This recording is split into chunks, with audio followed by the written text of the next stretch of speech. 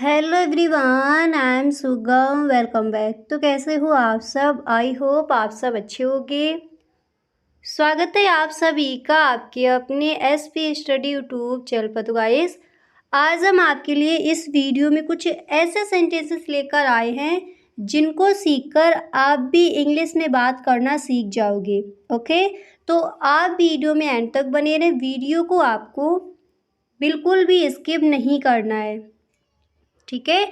अब यहाँ पर जो आपका फर्स्ट सेंटेंस है तो वो मैंने यहाँ पर लिया है, जैसे आपको ये कहना हो सोनी क्या करने जा रही हो, यहाँ आओ मेरी बात सुनो। इस तरह से अगर आपको कहना है।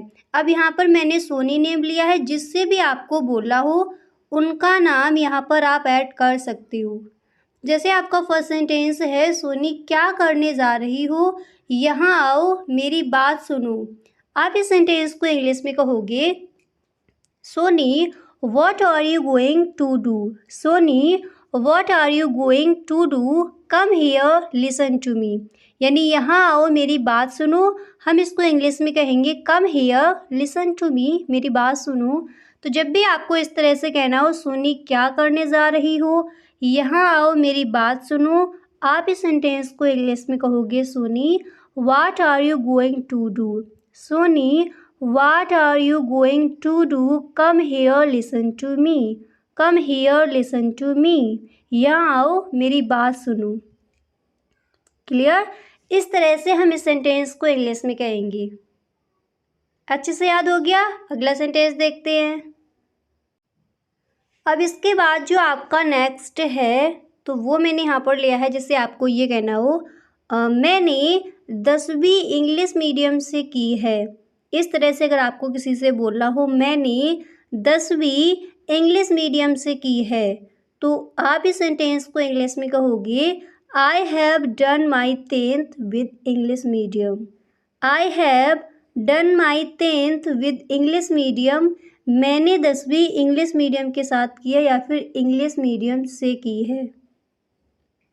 क्लियर? इस तरह से हम इस सेंटेंस को इंग्लिश में कहेंगे I have done my 10th with English medium.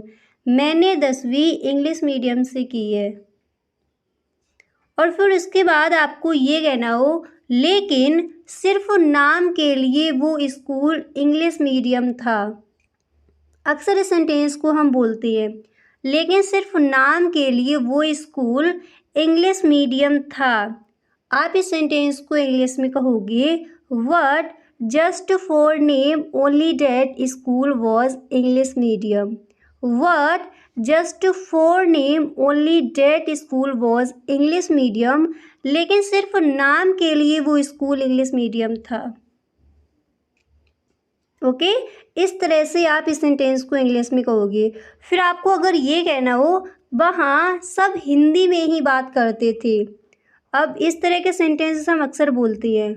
अब जैसे आप किसी के घर गए, फिर आपको ये कहना है वहाँ सब हिंदी में ही बात करते थे, तो आप इस सेंटेंस को इंग्लिश में कहोगे everyone used to talk in Hindi only. Everyone used to talk in Hindi only. वहाँ सब हिंदी में ही बात करते, यानी केवल हिंदी ही बोलते थे। इस तरह से अगर आपको बोलना है तो आप इंग्लिश में कहोगे everyone used to talk in Hindi only. Clear? इस तरह से हम इस सेंटेंस को इंग्लिश में कहेंगे। अब इसके बाद यहाँ पर जो आपका नेक्स्ट है तो वो मैंने यहाँ पर लिया है, जैसे आपको ये कहना हो यहाँ तक कि शिक्षक भी ठीक से अंग्रेजी में बात नहीं कर पाते थे। यहाँ तक कि शिक्षक यानी टीचर भी ठीक से अंग्रेजी में बात नहीं कर पाते थे। तब आप इस सेंटेंस को इंग्लिश में कहोगे even teachers were not able to talk in English properly. Even teachers were not able to talk in English properly. यहाँ तक कि शिक्षक भी ठीक से अंग्रेजी में बात नहीं कर पाते थे। क्लियर? इस तरह से हम इस सेंटेंस को इंग्लिश में कहेंगे। अब इसके बाद जो आपका नेक्स्ट है तो वो मैंने यहाँ पर लिया है, जैसे आपको ये कहना हो हम अंग्रेज़ी पढ़ और लिख रहे हैं। इस तरह से अगर आपको बोलना है, हम अंग्रेज़ी पढ़ और लिख रहे, तो आप इस सेंटेंस को इंग्लिश में कहोगे we were reading or writing in English. We were reading or writing in English. हम अंग्रेज़ी पढ़ और लिख रहे। इसको आप इस तरह से भी बोल सकते हो, we were reading and writing in English. हम अंग्रेज़ी पढ़ और लिख रहे। ओके, इस तरह से। अब इसके बाद अगला सेंटेंस देखते हैं। तो यहाँ पर जो आपका नेक्स्ट है वो मैंने यहाँ पर लिया है, जैसे आपको ये कहना हो, लेकिन हमारा इंग्लिश बोलना ज़ीरो था। लेकिन हमारा इंग्लिश बोलना ज़ीरो था। आप इस सेंटेंस को इंग्लिश में कहोगे but our spoken English was zero. But our spoken English was zero. लेकिन हमारा इंग्लिश बोलना ज़ीरो था। जैसे आपने कहा we were reading or writing in English, फिर आपको कहना है लेकिन हमारा इंग्लिश बोलना ज़ीरो था। आप इंग्लिश में बोलोगे but our spoken English was zero. Okay, अब इसके बाद जो आपका अगला सेंटेंस है तो वो मैंने यहाँ पर लिया है, जैसे आपको ये कहना हो 10वीं के बाद हमारे गांव में कोई इंग्लिश स्कूल नहीं था। 10वीं के बाद हमारे गांव में कोई इंग्लिश स्कूल नहीं था। तो आप इस सेंटेंस को इंग्लिश में कहोगे after 10th there was no English school in our village. अगर आपको सिर्फ इतना कहना है हमारे गांव में कोई इंग्लिश स्कूल नहीं था, आप इस सेंटेंस को इंग्लिश में कहोगे there was no English school in our village. अगर आपको इस तरह से कहना हो 10वीं के बाद हमारे गांव में कोई इंग्लिश स्कूल नहीं था, तब आप इस सेंटेंस को इंग्लिश में कहोगे after 10th there was no English school in our village. आपको कहना है 12 के बाद हमारे गांव में कोई इंग्लिश स्कूल नहीं था, आप इंग्लिश में कहोगे after 12th there was no English school in our village. Okay, इस तरह से आप इस सेंटेंस को इंग्लिश पे बोल सकती हो। अब इसके बाद जो आपका नेक्स्ट है वो मैंने यहाँ पर लिया है, फिर जैसे आपको ये कहना हो इसलिए मैं अपनी शिक्षा के लिए दिल्ली चली गई थी। इसलिए मैं अपनी शिक्षा के लिए दिल्ली चली गई थी। आप इस सेंटेंस को इंग्लिश में कहोगे so I moved to Delhi for my education. So I moved to Delhi for my education. इसलिए मैं अपनी शिक्षा के लिए, एजुकेशन के लिए दिल्ली चली गई थी। ओके, इस तरह से हम इस सेंटेंस को इंग्लिश में कहेंगे। अब इसके बाद अगला सेंटेंस है आपका, जैसे आपको ये कहना हो पहले दिन जब मैंने एक लड़की को अंग्रेजी में बात करते देखा। पहले दिन जब मैंने एक लड़की को अंग्रेजी में बात करते देखा, इस तरह से कहना है। तब आप इस सेंटेंस को इंग्लिश में कहोगे फर्स्ट डे व्हेन आई सा a girl talking in English. पहले दिन जब मैंने एक लड़की को अंग्रेजी में बात करते देखा। अब यहाँ पर अगर आपको सिर्फ इतना कहना है जब मैंने एक लड़की को अंग्रेजी में बात करते देखा, इस तरह के सेंटेंसेस अक्सर हम बोलते हैं, तो इस सेंटेंस को आप इंग्लिश में कहोगे व्हेन आई सा a girl talking in English. जब मैंने एक लड़की को अंग्रेजी में बात करते देखा, क्या कहोगे इंग्लिश में? व्हेन आई सा a girl talking in English. और अगर आपको इस तरह से ही बोलना है पहले दिन जब मैंने एक लड़की को अंग्रेजी में बात करते देखा, आप इस सेंटेंस को इंग्लिश में कहोगे फर्स्ट डे व्हेन आई सा a girl talking in English. फिर आपको ये कहना है मुझे बहुत असुरक्षित महसूस हुआ। मुझे बहुत असुरक्षित महसूस हुआ। आप इंग्लिश में कहोगे आई फेल्ट इनसिक्योर। मतलब मुझे बहुत असुरक्षित महसूस हुआ। इस सेंटेंस को आप इंग्लिश में कहोगे I felt insecure. I felt insecure, मुझे बहुत इनसिक्योर महसूस हुआ, बहुत असुरक्षित महसूस हुआ। तो जब भी आपको कहना हो इसलिए मैं अपनी शिक्षा के लिए दिल्ली चली गई थी, आप इस सेंटेंस को इंग्लिश में कहोगे so I moved to Delhi for my education. पहले दिन जब मैंने एक लड़की को अंग्रेज़ी में बात करते देखा, आप इंग्लिश में कहोगे first day when I saw a girl talking in English. मुझे बहुत असुरक्षित महसूस हुआ। आप इंग्लिश में कहोगे I felt insecure. I felt insecure, मुझे बहुत असुरक्षित महसूस हुआ। ओके, इस तरह से हम इस सेंटेंस को इंग्लिश में कहेंगे। अब इसके बाद नेक्स्ट है, जैसे आपको ये कहना हो लेकिन मैंने इसे स्वीकार किया और निर्णय लिया। निर्णय यानी डिसीजन लिया। तो जब भी आपको कहना हो लेकिन मैंने इसे स्वीकार किया और निर्णय लिया, आप इस सेंटेंस को इंग्लिश में कहोगे but I accepted that and made a decision. What I accepted that and made a decision, लेकिन मैंने स्वीकार किया, एक्सेप्ट किया और निर्णय लिया। क्या कहोगे इंग्लिश में? हम इस सेंटेंस को इंग्लिश में कहेंगे what I accepted that and made a decision. Okay, इस तरह से हम इसको इंग्लिश में कहेंगे। फिर आपको ये कहना है खुद को बेहतर बनाने के लिए। खुद को बेहतर बनाने के लिए आप इस सेंटेंस को इंग्लिश में कहोगे to make myself better. To make myself better, खुद को बेहतर बनाने के लिए, खुद को बेटर बनाने के लिए। ओके, इस तरह से हम इस सेंटेंस को इंग्लिश में कहेंगे। अब इसके बाद जो आपका नेक्स्ट है वो मैंने यहाँ पर लिया है, जैसे आपको ये कहना है इन 15 सालों में मैंने सीखा है कि हमें इन 3 तरह के लोगों को कभी नहीं भूलना चाहिए।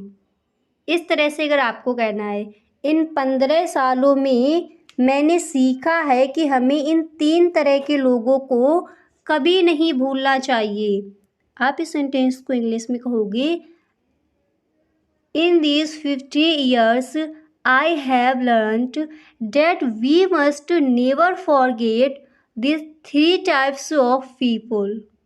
यानी इन 15 सालों में मैंने सीखा है कि हमें इन 3 तरह के लोगों को कभी नहीं भूलना चाहिए। क्या कहोगे इंग्लिश में? हम इस सेंटेंस को इंग्लिश में बोलेंगे इन these 50 years I have learned that we must never forget these 3 types of people. इन 15 सालों में मैंने सीखा। अगर सिर्फ आपको इतना कहना है इन 15 सालों में मैंने सीखा, आप इंग्लिश में कहोगे in this 15 years I have learned। आपको कहना है कि हमें इन 3 तरह के लोगों को कभी नहीं भूलना चाहिए। आप इस सेंटेंस को इंग्लिश में कहोगे that we must never forget this 3 types of people. That we must never forget this 3 types of people, कि हमें इन 3 तरह के लोगों को कभी नहीं भूलना चाहिए। क्लियर? इस तरह से हम इस सेंटेंस को इंग्लिश में कहें। एक बार पूरा सेंटेंस देखती है। आपको कहना है इन 15 सालों में मैंने सीखा है, आप इंग्लिश में कहोगे in this 15 years I have learned, कि हमें इन 3 तरह के लोगों को कभी नहीं भूलना चाहिए। आप इस सेंटेंस को इंग्लिश में कहोगे that we must never forget this 3 types of people.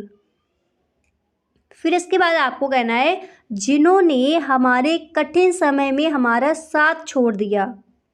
जिन्होंने हमारे कठिन समय में हमारा साथ छोड़ दिया, आप इस सेंटेंस को इंग्लिश में कहोगे those who left us in our difficult times. Those who left us in our difficult times, जिन्होंने हमारे डिफ़िकल्ट टाइम यानी कठिन समय में हमारा साथ छोड़ दिया। क्या बोला जाएगा इस सेंटेंस को इंग्लिश में? आप इसको इंग्लिश में कहोगे those who left us in our difficult times, जिन्होंने हमारे कठिन समय में हमारा साथ छोड़ दिया। ओके, अब इसके बाद जो आपका नेक्स्ट है वो मैंने यहाँ पर लिया, जैसे आपको ये कहना है जिन्होंने मुश्किल वक्त में हमारी मदद की और वो जिन्होंने हमें वो कठिन समय दिया। इस तरह से अगर आपको कहना है जिन्होंने मुश्किल वक्त में हमारी मदद की और वो जिन्होंने हमें वो कठिन समय दिया, इस तरह से आपको कहना है। तो इसको आप इंग्लिश में कहोगे those who helped us in our difficult times, those who helped us in our difficult times and those who put us those difficult times, यानी वो जिन्होंने हमें वो कठिन समय दिया। तो अगर आपको सिर्फ इतना कहना है जिन्होंने मुश्किल वक्त में हमारी मदद की, आप इंग्लिश में कहोगे those who helped us in our difficult times. आपको कहना है और वो जिन्होंने हमें वो कठिन समय दिया, आप इंग्लिश में कहोगे and those who put us those difficult times. फिर आपको ये बोलना हो मैंने सीखा है कि आज के समय और युग में सबसे बड़ा खजाना जिसके लिए हम तरस रहे थे, ये सबसे बड़ा खजाना है जिसके लिए हम तरस रहे थे। आप इस सेंटेंस को इंग्लिश में कहोगे आई हैव लर्न, मैंने सीखा है, I have learn that in today's time and age the biggest treasure yearning, यानी मैंने सीखा है कि आज के समय में और युग में सबसे बड़ा खजाना है जिसके लिए हम तरस रहे थे। क्या बोला जाएगा इंग्लिश में? हम इस सेंटेंस को इंग्लिश में कहेंगे I have learned that in today's time and age the biggest treasure we all are yearning, सबसे बड़ा खजाना जिसके लिए हम तरस रहे थे, आप इंग्लिश में कहोगे the biggest treasure we all are yearning. मैंने सीखा है कि आज के समय में और युग में, इसको आप इंग्लिश में कहोगे I have learned that in today's time and age. पूरा अगर आपको कहना है तो आप इसको इंग्लिश में कहोगे I have learned that in today's time and age we biggest treasure we all are yearning. मैंने सीखा है कि आज के समय और युग में सबसे बड़ा खजाना जिसके लिए हम तरस रहे हैं। ओके, इस तरह से हम इस सेंटेंस को इंग्लिश में कहेंगे। तो वो मैंने यहाँ पर लिया है, जैसे आपको ये कहना है बात को यही निपटाना बेहतर होगा। इस तरह से अगर आपको कहना है बात को यही निपटाना बेहतर होगा, तो इस सेंटेंस को आप इंग्लिश में कहोगे it will be better to settle the matter here, it will be better to settle the matter here, बात को यही निपटाना बेहतर होगा। क्या बोला जाएगा इंग्लिश में? हम इस सेंटेंस को इंग्लिश में कहेंगे it will be better to settle the matter here, बात को यही निपटाना बेहतर होगा। क्लियर? इस तरह से हम इस सेंटेंस को इंग्लिश में कहेंगे। अब इसके बाद अगला सेंटेंस देखते हैं। तो यहाँ पर जो आपका नेक्स्ट है वो मैंने यहाँ पर लिया है, जैसे आपको ये कहना हो वह एक नमक हराम है, और अक्सर इस सेंटेंस को हम बोलते हैं कहीं ना कहीं। तो जब भी आपको कहना हो वह एक नमक हराम है, आप इस सेंटेंस को इंग्लिश में कहोगे ही इज़ ट्रेडरस, ही इज़ ट्रेडरस, वह एक नमक हराम है, ट्रेडरस है। क्या बोला जाएगा इंग्लिश में? ही इज़ ट्रेडरस, वह एक नमक हराम है। और यदि हमें कहना हो बात को यही और निपटाना बेहतर होगा, अच्छा होगा, इसको आप इंग्लिश में कहोगे इट विल बी गुड या फिर it will be better to settle the matter here. Clear? इस तरह से हम इन सेंटेंसेस को इंग्लिश में कहेंगे। ओके, अब इसके बाद नेक्स्ट है आपका, जिससे आपको ये कहना हो तुम उससे भी गए गुजरे हो, तुम उससे भी गए गुजरे हो। अगर इस तरह से आपको कहना है तो इस सेंटेंस को आप इंग्लिश में कहोगे you are even worst than him, you are even worst than him, तुम उससे भी गए गुजरे हो। क्या कहेंगे इंग्लिश में? मेरे साथ बोलिए। आप इस सेंटेंस को इंग्लिश में कहोगे you are even worst than him. तुम उससे भी गए गुजरे हो। क्लियर? इस तरह से हम इस सेंटेंस को इंग्लिश में कहेंगे। अच्छे से याद हो गए तीनों सेंटेंसेस? नेक्स्ट देखते हैं। अब इसके बाद जो आपका नेक्स्ट है वो मैंने यहाँ पर लिया है, जैसे आपको ये कहना हो हमारी तू मैं हो गई। और अक्सर इस तरह के सेंटेंसेस हम बोलते ही हैं। तो जब भी आपको कहना हो हमारी तू मैं हो गई, आप इस सेंटेंस को इंग्लिश में कहोगे we exchanged hot words. We exchanged hot words. हमारी तू मैं हो गई। क्या कहेंगे इंग्लिश में? हम इस सेंटेंस को इंग्लिश में कहेंगे we exchanged hot words. We exchanged hot words. हमारी तू मैं हो गई। क्लियर? अच्छे से याद हो गया? अगला सेंटेंस देखते हैं।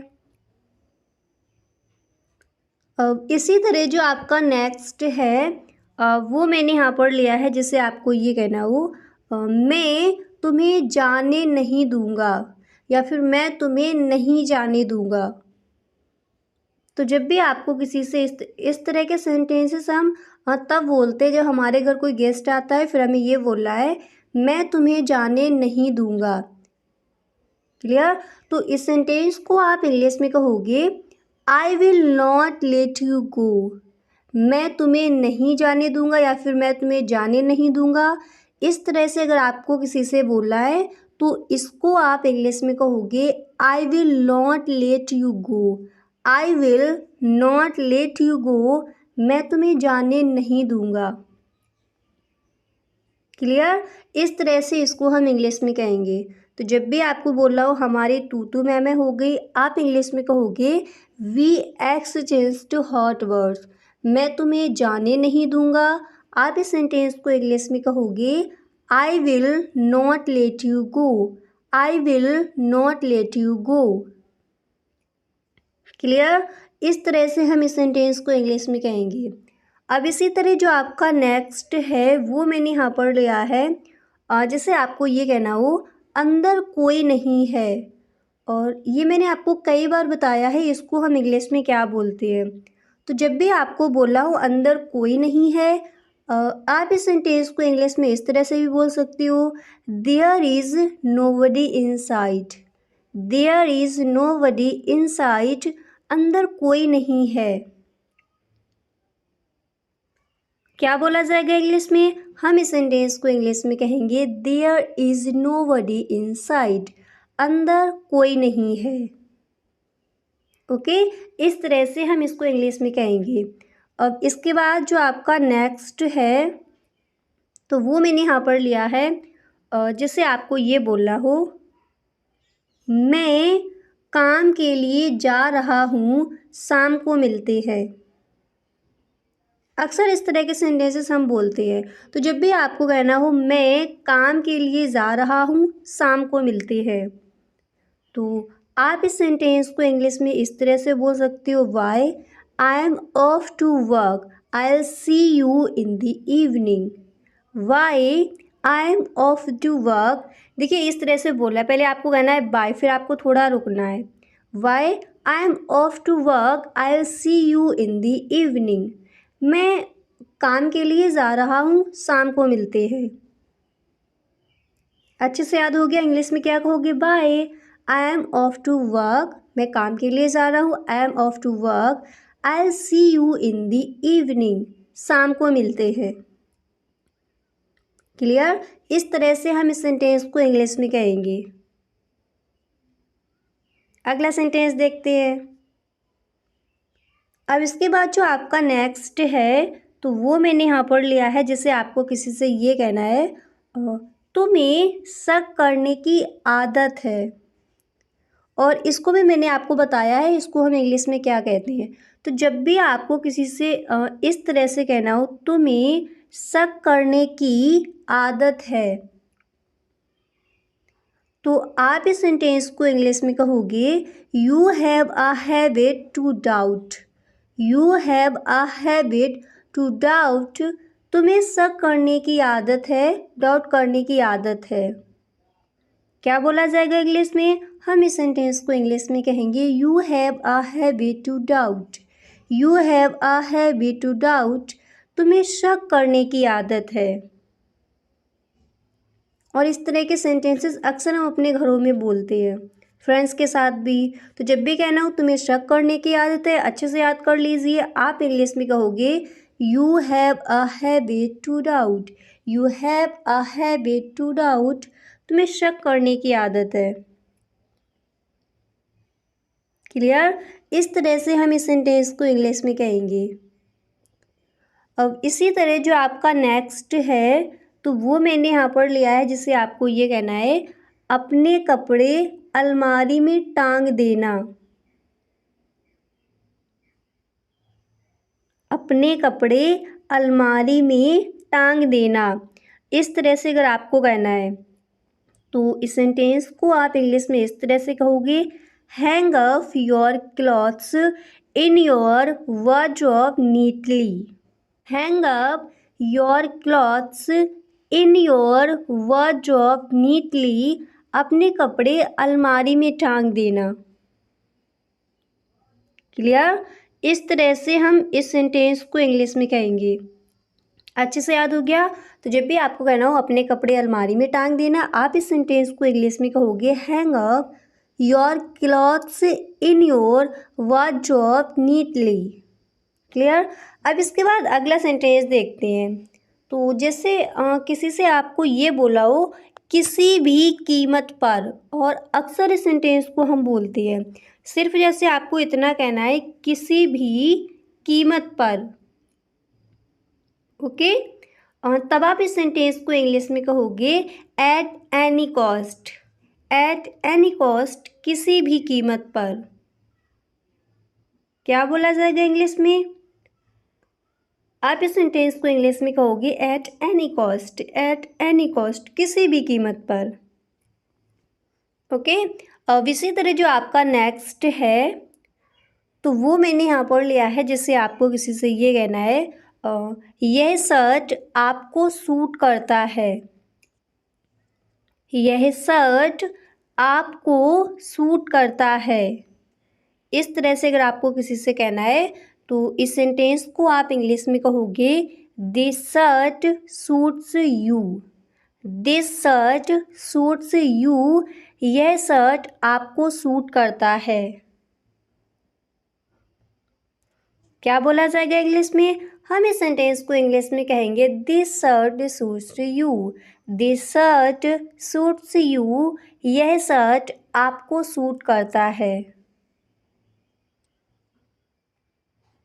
क्लियर? इस तरह से हम इस सेंटेंस को इंग्लिश में कहेंगे। अब इसके बाद जो आपका अगला सेंटेंस है, वो मैंने यहाँ पर लिया है, जिससे आपको ये कहना हो मैंने उसे बुरी तरह झाड़ दिया। मैंने उसे बुरी तरह झाड़ दिया। तब आप इस सेंटेंस को इंग्लिश में कहोगे आई रिवोक्ड हिम बैडली। बैडली यानी बुरी तरह से। तो जब भी आपको किसी से ये बोला हो मैंने उसे बुरी तरह झाड़ दिया, आप इस सेंटेंस को इंग्लिश में कहोगे आई रिवोक्ड हिम बैडली। आई रिवोक्ड हिम बैडली, मैंने उसे बुरी तरह झाड़ दिया। और अगर इसी सेंटेंस को किसी से आपको इस तरह से कहना हो मैंने उसे बुरी तरह गालियाँ दी, आप इस सेंटेंस को इंग्लिश में कहोगे आई अब्यूज्ड हिम बैडली। और मैंने उसे बुरी तरह झाड़ दिया, आप इस सेंटेंस को इंग्लिश में कहोगे आई रिवोक्ड हिम बैडली। आई रिवोक्ड हिम बैडली। ओके? इस तरह से हम इस सेंटेंस को इंग्लिश में कहेंगे। अब इसी तरह जो आपका अगला सेंटेंस है वो मैंने यहाँ पर लिया है, जिससे आपको ये कहना हो मुझे गलत मत समझो। और कई बार मैंने आपको बताया है इसको हम इंग्लिश में क्या कहते हैं। तो अक्सर हम इस सेंटेंस को बोलते हैं। दोबारा से देख लीजिए, जब भी आपको कहना हो मुझे गलत मत समझो, आप इस सेंटेंस को इंग्लिश में कहोगे don't get me wrong. Don't get me wrong, मुझे गलत मत समझो। क्या कहेंगे इंग्लिश में? हम इस सेंटेंस को इंग्लिश में कहेंगे don't get me wrong. Don't get me wrong, मुझे गलत मत समझो। देखिए, हर सेंटेंस को आप मेरे साथ बोलते चलिए। ओके, तो जब भी आपको बोला हूँ मुझे गलत मत समझो, आप इस सेंटेंस को इंग्लिश में कहोगे don't get me wrong. Don't get me wrong. Okay, इस तरह से। अब इसके बाद जो यहाँ पर आपका नेक्स्ट है वो मैंने लिया है, जैसे आपको ये कहना हो हमने बहुत मज़े किए। हमने बहुत मज़े किए, क्या कहोगे इंग्लिश में? तो जब भी आपको कहना हो हमने बहुत मज़े किए, आप इस सेंटेंस को इंग्लिश में कहोगे we had a lot of fun. We had a lot of fun, हमने बहुत मज़े किए। आपको कहना है मुझे गलत मत समझो, आप इंग्लिश में कहोगे don't get me wrong. Don't get me wrong, मुझे गलत मत समझो, हमने बहुत मज़े किए। We had a lot of fun. We had a lot of fun, हमने बहुत मज़े किए। क्लियर? इस तरह से हम इन सेंटेंसेस को इंग्लिश में कहेंगे। अब इसी तरह जो आपका अगला सेंटेंस है वो मैंने यहाँ पर लिया है, जिससे आपको ये कहना हो रात के खाने के लिए मेज बिछाएं। रात के खाने के लिए मेज बिछाएं, आप इस सेंटेंस को इंग्लिश में कहोगे ले द टेबल फॉर डिनर। ले द टेबल फॉर डिनर, रात के खाने के लिए मेज बिछाएं। ओके, तो इस तरह से हम इन सेंटेंसेस को इंग्लिश में कहेंगे। अब इसी तरह जो आपका अगला सेंटेंस है तो वो मैंने यहाँ पर लिया है, जिससे आपको किसी से ये कहना है चलो स्कूल के लिए तैयार होते हैं। चलो स्कूल के लिए तैयार होते हैं, क्या कहोगे इंग्लिश में? तो जब भी आपको कहना हो चलो स्कूल के लिए तैयार होते हैं, आप इस सेंटेंस को इंग्लिश में कहोगे let's get ready for school. Let's get ready for school, चलो स्कूल के लिए तैयार होते हैं। अब यहाँ पर जैसे आपको ये कहना है चलो ऑफिस के लिए तैयार होते हैं, आप इस सेंटेंस को इंग्लिश में कहोगे let's get ready for office. Let's get ready for office, चलो ऑफिस के लिए तैयार होते हैं। आपको ये कहना है चलो कॉलेज के लिए तैयार होते हैं, आप इस सेंटेंस को इंग्लिश में कहोगे let's get ready for office, sorry let's get ready for college. Let's get ready for college, चलो कॉलेज के लिए तैयार होते हैं। आपको कहना है चलो बैंक के लिए तैयार होते हैं, आप इस सेंटेंस को इंग्लिश में कहोगे let's get ready for bank. Clear? यानी जहाँ भी आपको जाना है वो यहाँ पर आप अपना रख सकते हो। और यदि आपको इसी तरह से बोलना हो चलो स्कूल के लिए तैयार होते हैं, तब आप इस सेंटेंस को इंग्लिश में कहोगे let's get ready for school. Okay, इस तरह से। अब इसके बाद जो आपका अगला सेंटेंस है तो वो मैंने यहाँ पर लिया है, जिससे आपको ये कहना हो नाक में उंगली मत डालो। और इस तरह के सेंटेंसेस अक्सर हम अपने घरों में बच्चों के साथ बोलते हैं। तो जब भी आपको किसी से ये कहना हो और नाक में उंगली मत डालो, तो आप इस सेंटेंस को इंग्लिश में इस तरह से कहोगे do not put your finger in your nose. Do not put your finger in your nose, नाक में उंगली मत डालो। क्या बोला जाएगा इंग्लिश में? Do not put your finger in your nose. Do not put your finger in your nose, नाक में उंगली मत डालो। अच्छे से याद कर लिया? इस तरह से हम इस सेंटेंस को इंग्लिश में कहेंगे do not put your finger in your nose.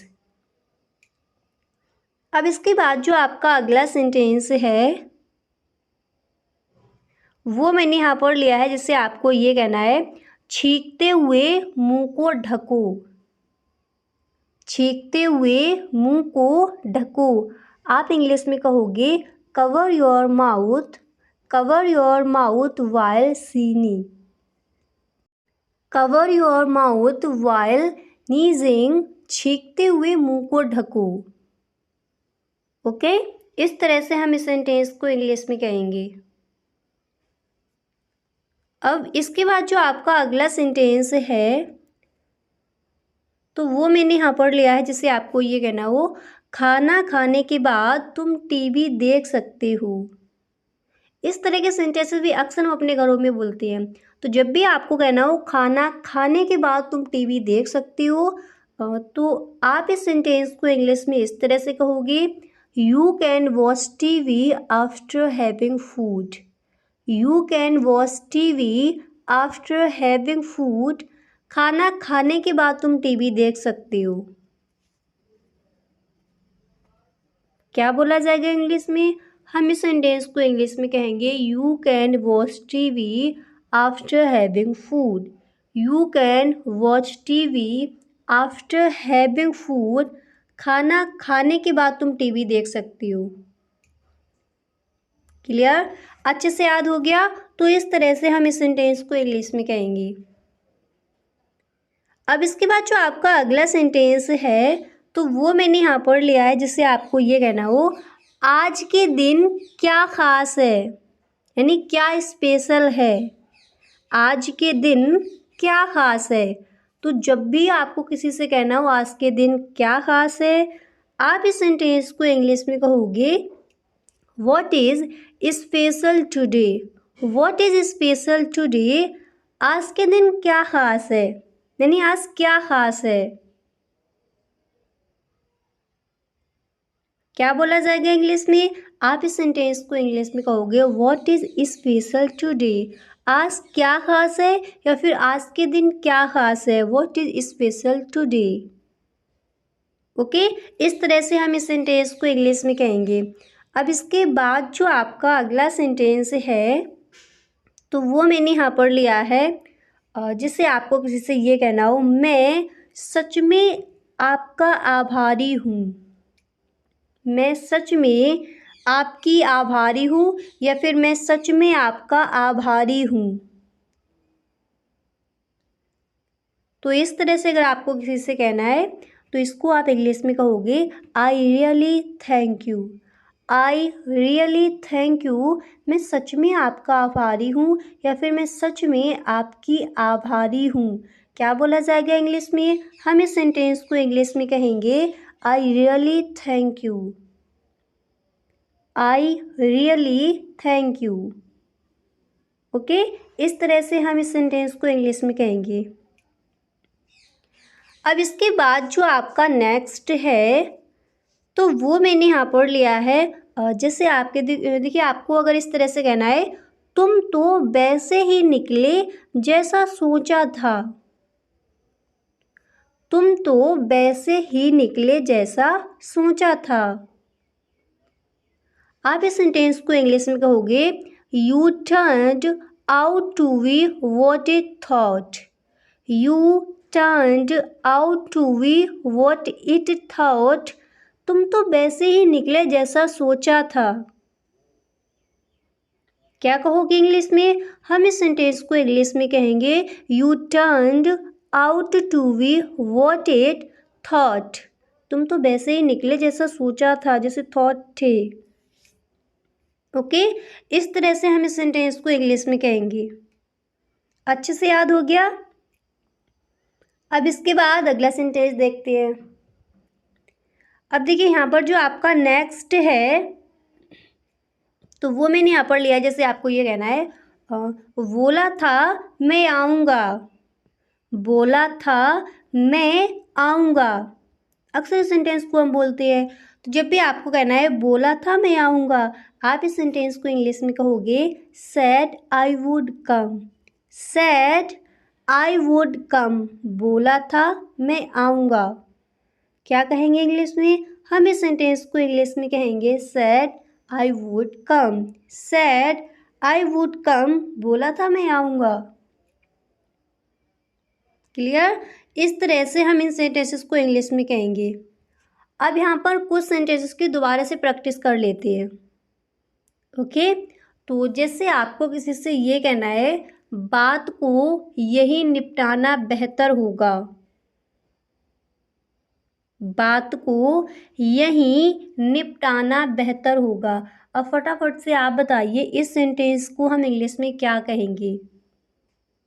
तो जब भी आपको इस तरह से कहना हो बात को निपटाना, बात को यही निपटाना बेहतर होगा, आप इस सेंटेंस को इंग्लिश में कहोगे it will be better to settle the matter here. It will be better to settle the matter here. बात को यही निपटाना बेहतर होगा, बात को यही निपटाना अच्छा होगा। ओके, इस तरह से हम इस सेंटेंस को इंग्लिश में कहेंगे। अब जैसे किसी से आपको ये कहना है चलो स्कूल के लिए तैयार होते हैं। अब फटाफट से आप बताइए इस सेंटेंस को इंग्लिश में क्या बोला जाएगा। चलो स्कूल के लिए तैयार होते हैं। तो आप मेरे साथ बोलिए, हम इस सेंटेंस को इंग्लिश में कहेंगे let's get ready for school. Let's get ready for school. चलो स्कूल के लिए तैयार होते हैं। अब यहाँ पर अगर आपको ये कहना है चलो ऑफिस के लिए तैयार होते हैं, तब आप इस सेंटेंस को इंग्लिश में कहोगे let's get ready for office. Let's get ready for office. चलो ऑफिस के लिए तैयार होते हैं। क्लियर। इस तरह से हम इस सेंटेंस को इंग्लिश में कहेंगे। और जैसे किसी से आपको ये कहना है खाना खाने के बाद तुम टीवी देख सकती हो, क्या कहोगे इंग्लिश में। तो जब भी आपको किसी से ये कहना हो खाना खाने के बाद तुम टीवी देख सकते हो, हम इस सेंटेंस को इंग्लिश में बोलेंगे you can watch TV after having food.